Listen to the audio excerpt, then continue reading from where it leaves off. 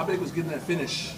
It was awesome to get my first finish in the UFC and to get it with rear naked choke because it's one of my favorites. Did you feel like the finish was coming in the fight, like as the fight was progressing? I felt like I was a lot stronger than her and a lot faster than her, so I thought that if I was going to get a finish, it'd probably be in this fight. And you've been labeled as someone who fights a decision a lot. Did that bother you at all? Did you feel like you had to go out there and get a finish in this one? I didn't feel like I had to, but like I said, I feel like my change of camp, I have a little bit of different mindset. I'm more motivated again. I kind of lost track for a little bit, and I'm just excited for the future, and that high elevation definitely helped me out in Colorado. Tecia, can you give us out to the emotions? You say you're overwhelmed after getting the finish. Yeah, it was a tough week for me. It started off really good, and then I got here on Monday, Tuesday, found out my friend was murdered. So, like I said, I dedicated this fight to him. He was an amateur fighter and did really well. So, yeah, it's sad. He was only 25 years old, and he was taken from us. How's it feel to have your best performance in honor of him on this big stage?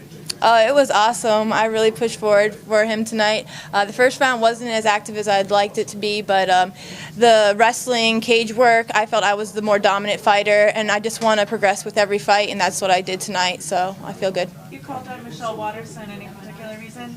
We've been wanting this fight for a while. I was scheduled to fight her before she got injured. Then she was going to fight Ashlyn Daly. Ashlyn Daly got injured. I stepped up to take that fight, and then right after that, she got injured again. So it's just been a little run around me and her, and that's what I was waiting for, the Michelle Waterson fight. He said in August I'd get the fight possibly, but I hadn't heard anything, and it's already almost July, so I was like, man, just give me the fight, please. I heard that Amanda got out, so he waited a couple days to tell me, so I was like, come on, please, I need to buy plane tickets, and he gave me the fight, so I was really happy. Have you ever had to go through adversity like this in a fight, something as tragic as this, as your friend passing away? No, this is the first time. It really hit home because, like I said, he was there for me at my end of my amateur career. He actually had his own show, too. He did some local promotions, and I fought my last amateur fight on his show, so he was a good friend. We hadn't talked in a while, but nonetheless, whenever we would reconnect, we'd be together, and he was a great supporter of me always. Tecia, what was his full name? Aaron Rodgerman. Yeah, and he was out of American Top Team. Can you take us through the submission, the shoot when she grabbed the single? Wasn't tight enough, or how do you explain it? Well, in practice, actually, when the girls get my, because I fight both stances, whatever leg they get, I tend to really get around, get my hook in. Jiu-jitsu terminology I'm not the best at, but I just know I'm like a little monkey and I'm tiny and I'm really fast, so I just got my hook in and I got the choke in. I heard my coaches say calm down because I didn't want to wear out my arm, so I calmed down and I just made sure the submission was where it needed to be, and then I tightened it. You got all your nails painted except for the one your ring fingers on. Has the silver any particular meaning? Because I got a blingy ring here from Raquel, so I like it. How much has that support meant to you throughout this, all that you've been going through, and especially with what happened there? It's been awesome training with Raquel. I mean, we have one-on-one training with our coaches, and it's just basically us two, and then we have another girl, Sharon Jacobson, out of Invicta, and then I actually got to train with JJ Aldrich, who fought Juliana Lima last time because she's from Denver, so all those girls have been a big help, and then I spar my coaches and get to beat up them, especially my coach Juan. He lets me beat them up. Having Denver as the new home base, I mean, how much does that transition at all affected you or helped you?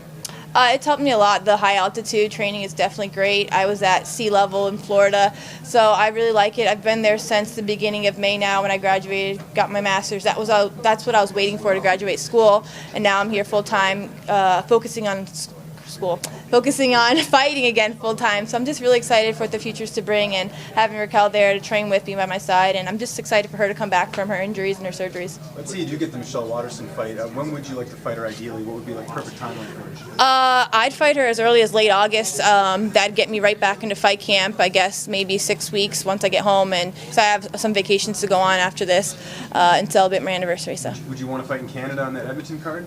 When is that? That's in September. It's like early September. I wouldn't mind Canada. I just don't really like going too far overseas. But Canada feels like U.S., so. Yeah. What did you get your master's in? Criminology. And what do you hope that leads to? Right now, I hope to gain a title shot soon, by the end of the year. But eventually, one day, if I do go into the field, it'd be in the government field. So FBI, DEA, something like that would be my ultimate dream job. But as of right now, I just want to fight, and Raquel and I are planning on opening a gym next year or so. And just from afar, looking at your social media, it seems like a lot of good things are happening as far as your personal life is concerned, the engagement and the graduation. Do you feel like all of those things sort of led to you getting this finish, that it's all kind of coming together for you? professional life?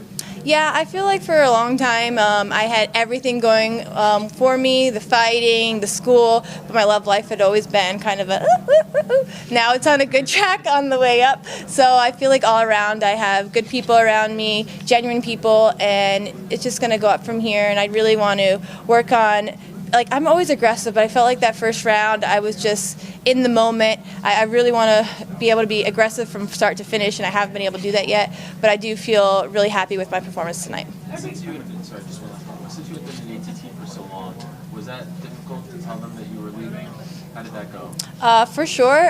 It's like, going to like you got in trouble or something, telling them, like, I'm so nice and stuff. I don't want them to feel like I'm leaving them because I don't like them. I'm leaving them because I'm on a new path in my life, a new journey, a new chapter, and I'm following my heart and where I feel like I need to be, and that was Colorado. And I'm happy with transition. Like I said, I love America Top Team. I do miss all the girls I get to train with there. They were my really good friends. I'm looking forward to Amanda's fight on Saturday. She's one of my best friends. So yeah, I feel like ATT is my family, but I have a new family now with Colorado Team Pennington.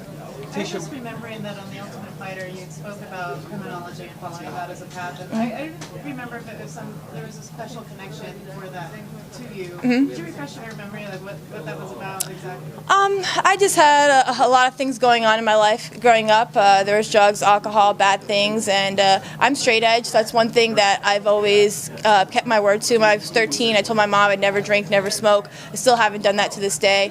The only one day that I may drink something that is wine on my wedding night, and I told Raquel that, but I doubt that I'll even let her do that. So if you guys do see some pictures, it's probably going to be like apple cider or something like that, because I don't think I can give in. But who knows? When is the wedding? We don't have a date yet. Raquel Pennington, if you're around, when is my wedding date? Please tell me, because everybody's asking my wedding date.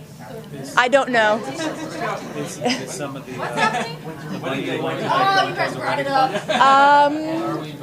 No, it's probably going towards saving. I don't know. We'll see. Tecia, what I number don't know. anniversary is this? It'd be our first anniversation. This is your first Yes, anniversary? yes. And it's conceivable that you could be the next strawweight champion and Raquel could be the next bantamweight champion. Is there any comment you'd like to make on that? What would that do for the dynamic of your relationship? I think it just make us even more competitive together, in the gym. I'm getting ready for this fight. She goes in front of me. She's like, I'm gonna F you up. And I just started smiling because it's fun, We go in there and we kind of beat each other up, but at the end of the day, we love each other, we push each other, and we support each other. So the idea of both of us possibly being the champion one day is amazing. I mean, I believe we're both number 5 in the world right now. I see a title shot for both of us very soon.